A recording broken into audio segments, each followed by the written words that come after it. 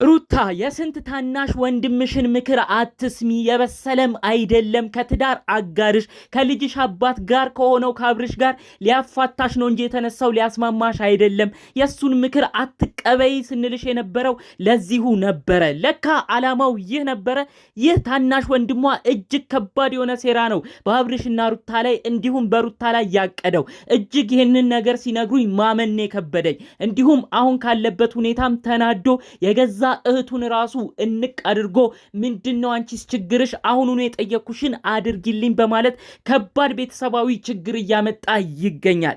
ደፈናው ሩታ በአብርሽ ባደረገችው ነገር አሁን ከቅርቧ ያለው ወንድሟ ራሱ ከባድ ጣጣና ጦስ እያመጣባት ይገኛል። በምን አይነት ሁኔታ ምን ተፈጥሮ ነው ከዚህ ወንድሟስ ጋር የተጣሉት እያሉ ብዙዎች የሚጠይቁት ጉዳይ ይሆናል። በዝርዝር እማሰማችሁ ነገር ይሆናል።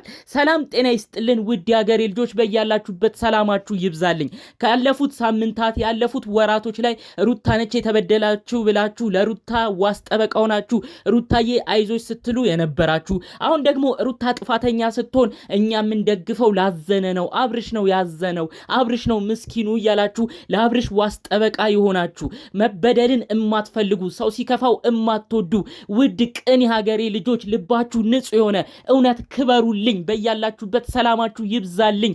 አሜን በሉኝ። እንዲሁም የኔን ቪዲዮ እባካችሁ ምርቃቴን ተቀበሉ። ላይክ በማድረግ አሁኑኑ ምርቃት መቀበላችሁን በላይክ አሳዩኝ። እንዲሁም ለኔም አዲስ ከሆናችሁ እባካችሁ ቻናሌን ሰብስክራይብ በማድረግ ቤተሰብ ሁኑኝ። የኔም ወዳጆች ሁኑ የኔ ቅን ሀገሬ ልጆች።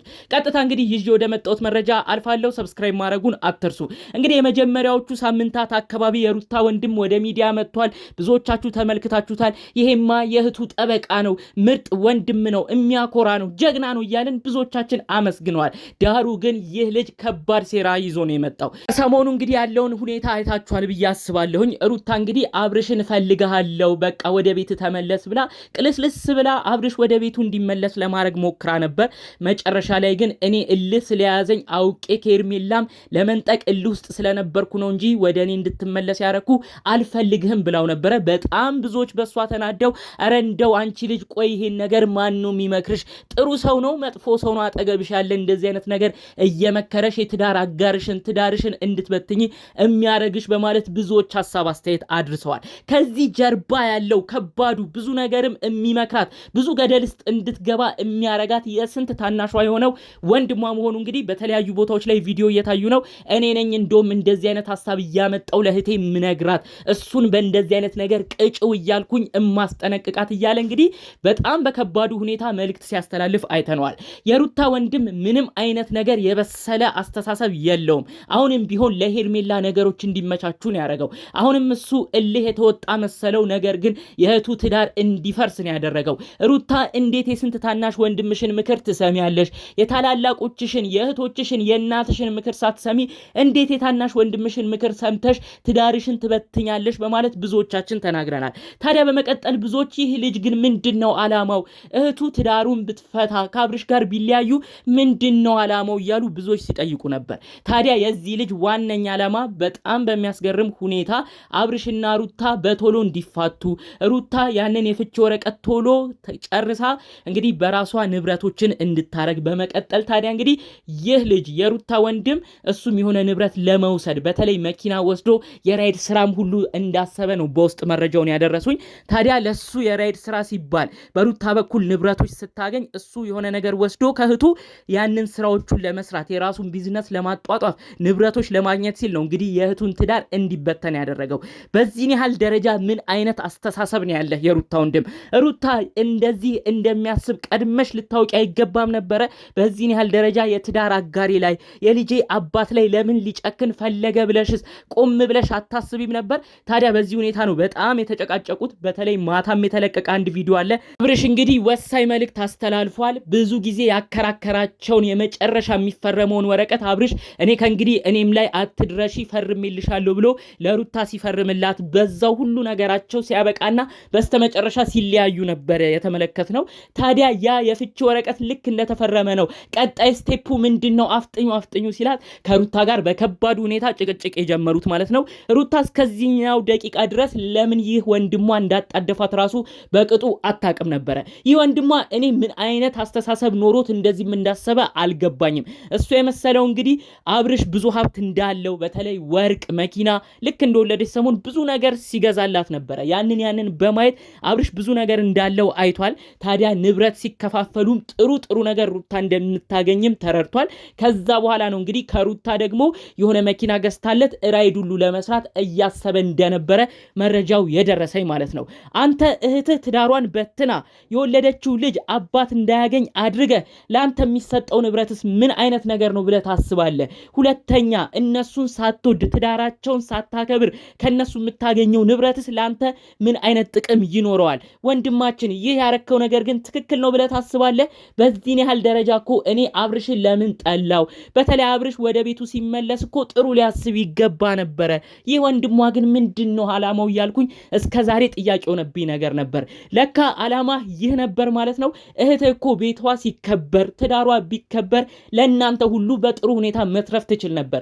እንኳን እሱ አይደለችም አብርሽን በጥሩ ሁኔታ ብትቀርቡት አብርሽ ለስንቱ የስራ እድል የፈጠረ ለስንቱ የሀገሩ ልጆች ዩቲዩብ እየከፈተ ዩቲዩብ እያለማመደ ጥሩ ገቢ እንዲያገኙ የሚያደርግ ወንድማችን ነው። አንተ በመጥፎ ሁኔታ ሄደ ጭራሽ አሁን ደግሞ በቶሎ ይሄ ነገር ሂደቱ ይለቅ ንብረቱን አምጪ እያልክ ከእህት ጋር ገና ካሁኑ ጭቅጭቅ መጀመርህ የት የሚያደርስ ይመስልሃል? ይሄ ነገር ሩታም እልህ ከያዛት ድጋሜ ነገሮቹን ነቃብላ ካየች ለካንተም ለጥቅም ነው የምትፈልገኝ ብላ የራሷ ወንድም ላይ ፊት ማዞሯ አይቀርም። ያኔ የት ትገባ ይሆናል? አንተ እንደዚህ አይነት ደረጃ የምታደርሰው ለንብረት ብለህ ነው? ንብረት ሁሉም ነገር ጠፊ ነው። አብርሽና ሩታ ሲገናኙ በቅጡ እንኳን ምንም ነገር አልነበራቸውም። ብቄ ግን የምናገረው አብርሽና ሩታ ሲገናኙ ጥሩ ፍቅር ነበራቸው። በገንዘብ ያልተመረዘ የተለያዩ የውጭ ነገሮች ያልገቡበት የተለያዩ አካላቶችም ጣልቃ የሌለበት ንጹህ ፍቅርን ይዘው ነበር የጀመሩት። ታዲያ በፍቅር ፈጣሪ አምላክ እያጎለበታቸው ኑሯቸውንም እየባረካቸው አብርሽ እስከ 5 ሚሊዮን የሚገመት መኪና መግዛት ችሏል። ከዛ አልፎ ተርፎ ለሩታ መኪና እንዲገዛላት ሆኗል። በትልቅ ሰርፕራይዝ ሩታንም ትልቅ ነገር አድርጎ ወርቅ የተለያዩ ነገር አስጊጧታል። ታዲያ እነዚህ ሁሉ ነገሮች ሲደረጉ የገዛ ቤተሰቧ የገዛ ወንድሟ በእንደዚህ አይነት ነገር እልህ ይዞ ተናዶም ጭምር አብርሽ ሌላ ሴት እያየ ነው፣ በፍጹም እህቴ ከሱ ጋር አትቀጥልም፣ ንብረቷን ይዛ ትወጣለች፣ ከሷም ላይ ደግሞ እኔ የሚገባኝ ነገር ይኖራል ብሎ መጥፎ ሐሳብ ወደ ራሱ መጥቶ የማይሆን ነገር ውስጥ እንደገባ ነው ጠቅለል ያለው መረጃ የሚያሳየን። እባክህ ወንድማችን ከዚህ በኋላ ንቃ። ሩታ ከዚህ በኋላ በደንብ ከነቃች በተለይ የቅርብ ሌሎች ቤተሰቦቿ ከመከሯት ይህ ነገር እንደማይሳካልህ እወቅ። እሷም ለሷ ያዘንክ መስሏት ነው አንተን አቅርባ እዚህ ውጥንቅጥ ውስጥ የገባችው። የእናቷን ምክር የእህቶቿን ምክር የተላላቆቿን ምክር ብትሰማ በፍጹም ትዳሯን አትበትንም ነበር። ከዛ ባለፈ መልኩ የገዛ ባለቤቷ የልጇ አባት የሆነውን የአብርሽ ቤተሰቦቹን ምክር እንኳን ብትሰማ ሁሌም ከጎኗ ነበር የሚሆኑት። በፍጹም ትዳሯን አታጣም ነበረ። ነገር ግን ምን እንዳስነካት ባይታወቅም የሁሉንም ምክር ትታ የሁሉንም ቁጣ ሳትፈራ አንተን አምና የስንት ታናሿን ምንም ትዳር ዕውቀት የሌለህን በእድሜም ብዙ ነገሮችን ያላየህን አንተን ምክር ግን ተቀብላ ጭራሽ ህይወቷን እስከማጣት ደርሳለች። ህዝቡ ሁሉ አዝኖባታል። እባክህ ወንድማችን ይህ ነገር ላንተም አይጠቅምም። ከሷ በምታገኘው ንብረት ተደስተህ የምትኖርበት የህሊና ሰላምም አይኖርህም። እባክህ ልጁ በሰላም ማደግ አለበት፣ በእናትም በአባትም ፍቅር። ለአንተ የተለያዩ ጥቅማ ጥቅም ተብሎ ያራቸው እንዲበተን እባክህ እጅህን አታስገባ። አሁንም ቢሆን እንደዚህ አይነት ነገሮች እያሰብክ ከሆነ ቆም ብለህ አስብ። ይህ ነገር ህዝቡም ወደፊት በደንብ ሲሰማ ብዙ ሰው ያዝንብኛል ብለህ ካለህበት ነገር ለመንቃት ሞክር ለማለት እፈልጋለሁ። ጠቅለል ባለ መልኩም ይዤላችሁ የመጣሁት መረጃ ከሰሞኑ ወዲያ ወዲህ ሲሉ ከቆዩት ጉዳዮች ነበሩ። በሌሎች ጉዳዮች እስክንገናኝ ለዛሬ ይዤ የመጣሁት መረጃ ይህን ይመስል ነበር። ሰላሙን ሁሉ ተመኘውላችሁ። ሰላም